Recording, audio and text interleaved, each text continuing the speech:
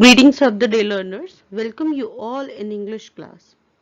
Today I have brought you chapter number 2 of class ninth, and the name of the chapter is The Sound of Music. As you can notice with the title The Sound of Music means we are going to study something about music or someone who is related to music.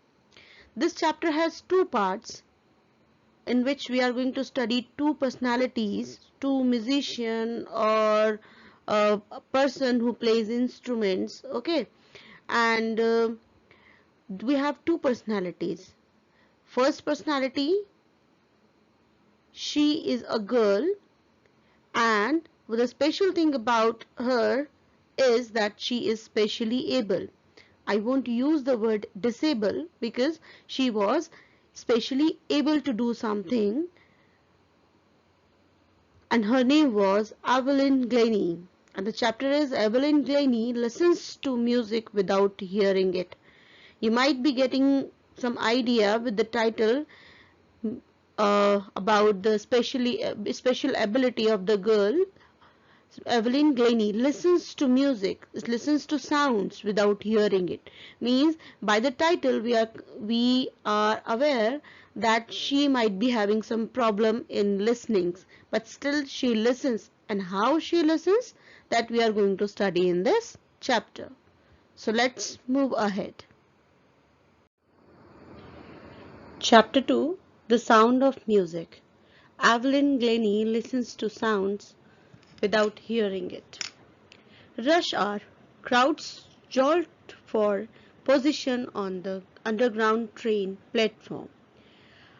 A slight girl, looking younger than her 17 years, was nervous yet excited as she felt the vibration of the approaching train. So, ये situation है. Rush our यानी बहुत भीड़ भाड़ वाली जगह है, बहुत बिजी आवर्स हैं. क्राउड्स जॉल्ट मीन्स पुश रफली, मतलब भाग रही है और इधर उधर जाने की उनको जल्दी है. जॉल्ट रफली for position on the underground train, क्योंकि उनको कहाँ पहुंचना है, उनको अंडरग्राउंड ट्रेन के लिए पहुंचना है, प्लेटफॉर्म के लिए. अ स्लाइट गर्ल, एक पतली सी लड़की, लुकिंग यंगर देन हर 17 ईयर्स, जो कि अपने वो है 17 साल की लेकिन फिर भी वो बहुत छोटी लग रही है. Was nervous yet excited as she felt the vibration of the approaching train. वो नर्वस है लेकिन फिर भी बहुत एक्साइटेड फील कर रही है क्योंकि उसे आती हुई ट्रेन की वाइब्रेशन फील हो रही है. It was her first day at the prestigious Royal Academy of Music in London, and daunting enough for any teenager fresh from a Scottish farm.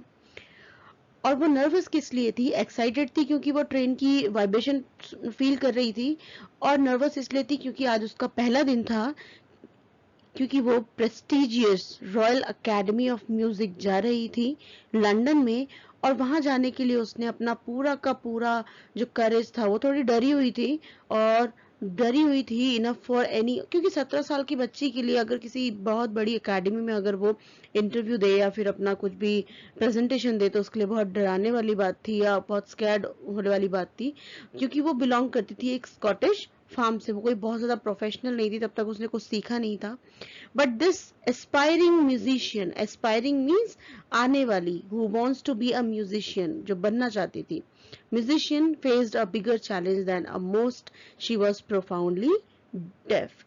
ये उसके लिए चैलेंज की बात नहीं थी कि वो पहली बार किसी बड़ी एकेडमी में इंटरव्यू देने जा रही थी, पर उसके लिए सबसे ज्यादा चैलेंजिंग बात थी कि वो प्रोफाउंडली, वो कंप्लीटली डेफ थी, वो बहरी थी.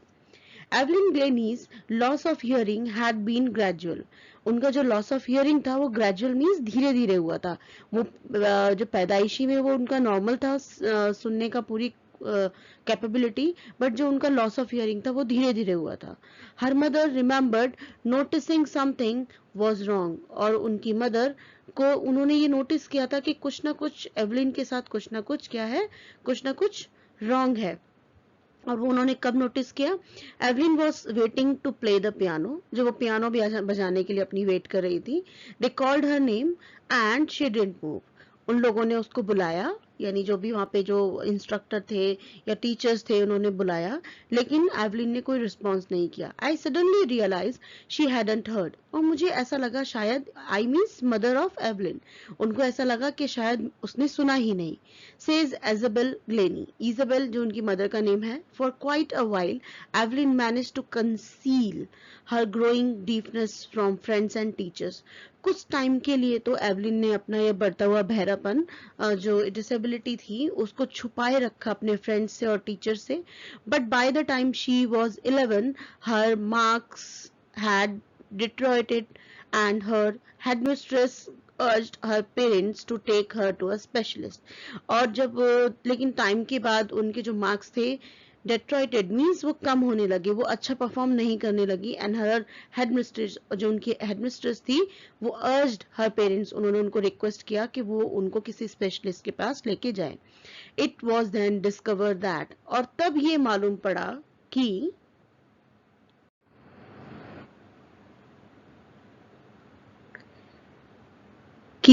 it was then discovered that her hearing was severely impaired। उनकी जो सुनने की क्षमता है वो बहुत ही ज्यादा impaired मीन्स बहुत ज्यादा वीक हो गई है as a result of gradual nerve system. और वो किसकी वजह से हुआ था? धीरे धीरे जो उनके नर्व सिस्टम में डैमेज हो रहा था उसकी वजह से। They were advise that she should be fitted with hearing aids and sent to school for the deaf।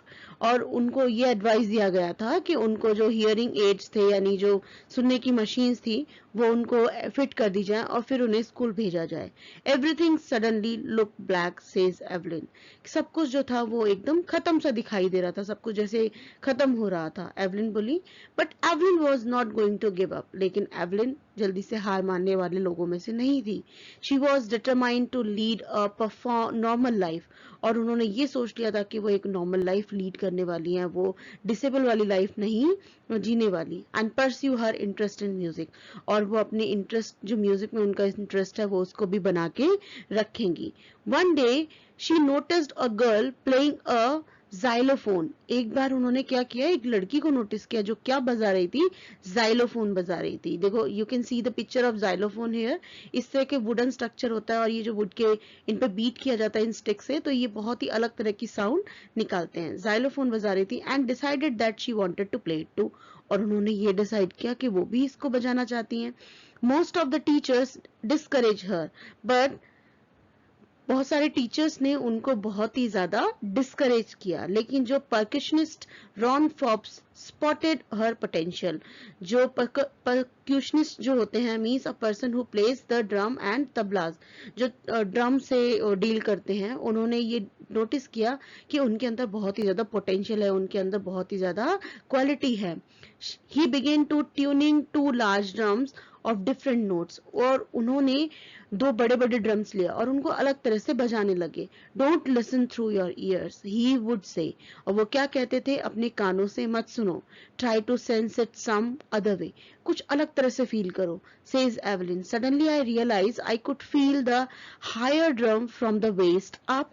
फिर अचानक से मुझे ये पता लगा, मीन्स एवलिन, उन्हें ये फील हुआ कि उनका जो ड्रम है, और जो बड़े वाले ड्रम है, वो उनको अप, वेस्ट अप से फील होते हैं, lower one from the waist down. और जो लोअर ड्रम की जो वाइब्रेशन है वो उनको लोअर पार्ट में फील होती है।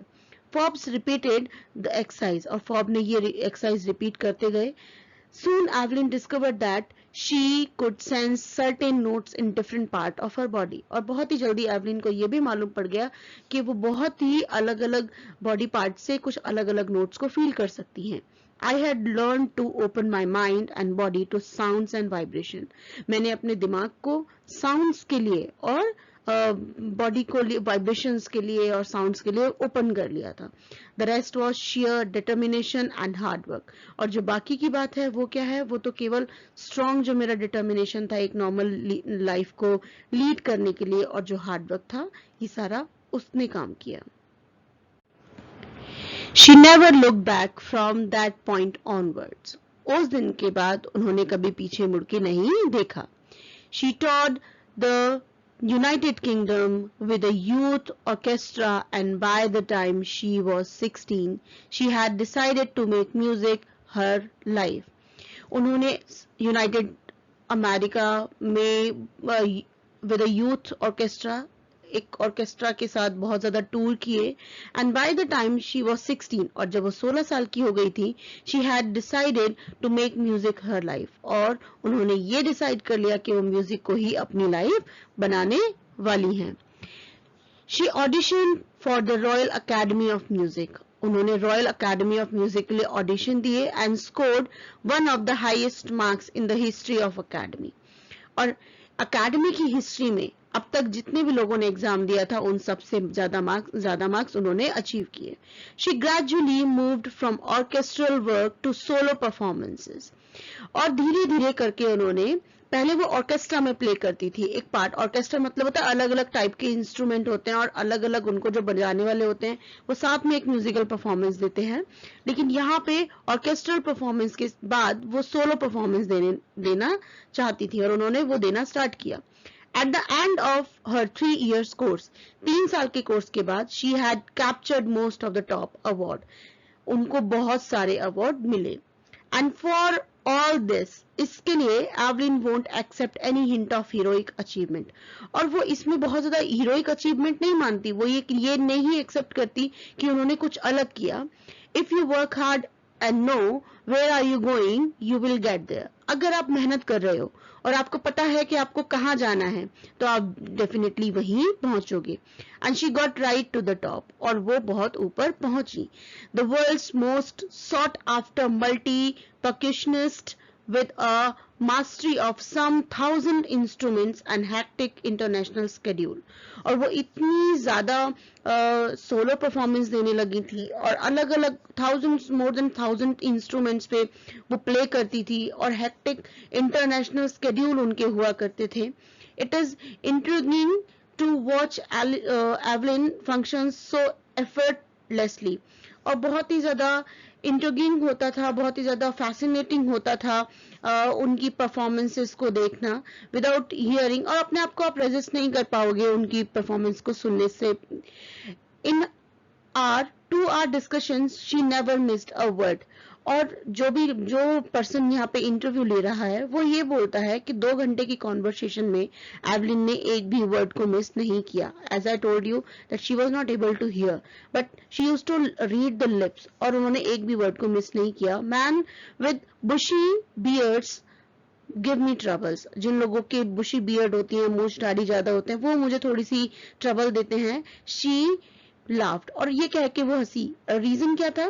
क्योंकि जब बहुत ज्यादा किसी के बहुत ज्यादा बियर्ड और मुस्टैचेस होते थे तो उनसे उनके लिप्स थोड़े कवर होते थे, और जिससे कि वो लिप्स रीड नहीं कर पाती थी। It is not just watching the lips, it's the whole face. केवल लिप्स ही बात नहीं थे, ये पूरा फेस का एक्सप्रेशन रीड करती थी, उनको स्टडी करती थी, उसके बाद समझती थी।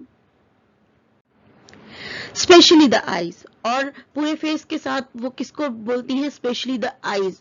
जो आईज हैं वो एक्सप्रेस बहुत अच्छे से करती है, वो उनको रीड करती थी। She speaks flawlessly with a Scottish tilt, और जब वो बोलती हैं, स्पीकिंग करती हैं, तो उनकी जो टंग है उस पर थोड़ा स्कॉटिश टोन आता है। My speech is clear because I could hear till I was 11। अब यहाँ पे दो बातें हैं कि वो पहले 11 साल तक सुन सकती थी और बोल भी सकती थी, तो सुनने की वजह से उनकी जो स्पीच थी, उनकी जो बोलने की कैपेबिलिटी थी वो डेवलप हो चुकी थी, तो उनका बोलने का जो तरीका था या बोलने की जो क्वालिटी थी वो एकदम नॉर्मल थी, बिल्कुल क्लियर थी। अब यहाँ पे अगर हम हेलन केलर की बात करें, she was you all must have heard about Helen Keller. वो डीफ एंड डम दोनों ही थी। रीजन डम मीन्स के जब वो सुन ही नहीं पाती थी, वो ब्लाइंड भी थी, डम नहीं थी, तो जो वो डीफ थी और ब्लाइंड थी, तो जब वो सुन नहीं पाती थी, कुछ देख नहीं पाती थी, तो उन्हें समझने में दिक्कत आती थी।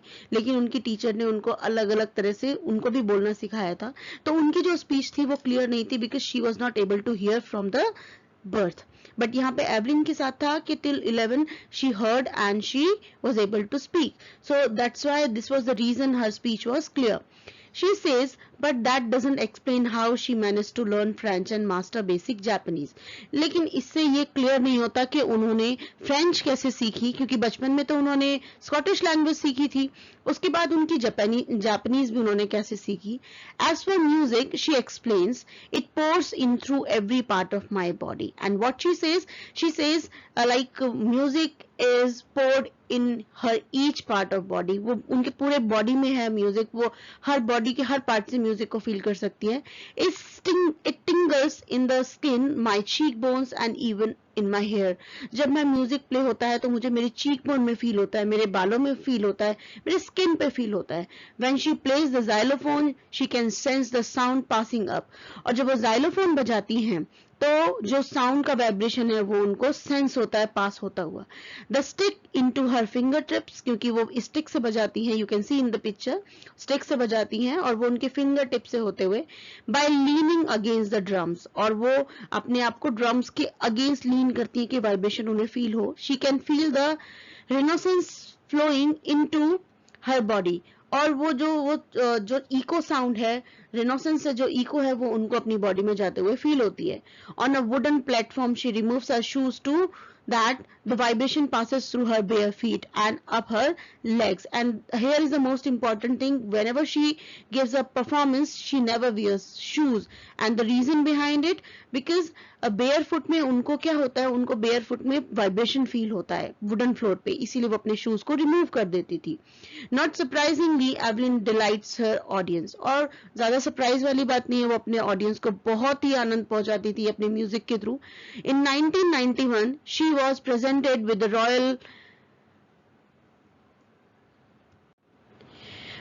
Royal Philharmonic Society's prestigious soloist of the year award. और 1991 में उनको रॉयल फिलहार्मोनिक सोसाइटी के थ्रू बहुत प्रेस्टिजियस अवार्ड था जो 1991 में मिला था, और उनको सोलोइस्ट मीन सोलो जो परफॉर्मेंस दी थी उनके लिए उनको ये अवार्ड मिला. Says master percussionist James blades, God may have taken her hearing, but he has given her back something extraordinary. John जो है, जो कि एक तबला वादक हैं, ड्रम बजाते हैं, जो ड्रम में एक्सपर्ट हैं, वो ही कहते हैं गॉड ने उनसे हियरिंग तो ले ली लेकिन उनको एक एक्स्ट्रा ऑर्डिनरी क्वालिटी साथ में दे दी. What we hear she feels, और क्वालिटी क्या थी कि जो हम सुनते हैं वो फील करती हैं far more deeply than any of us. That is why she expressed music so beautifully.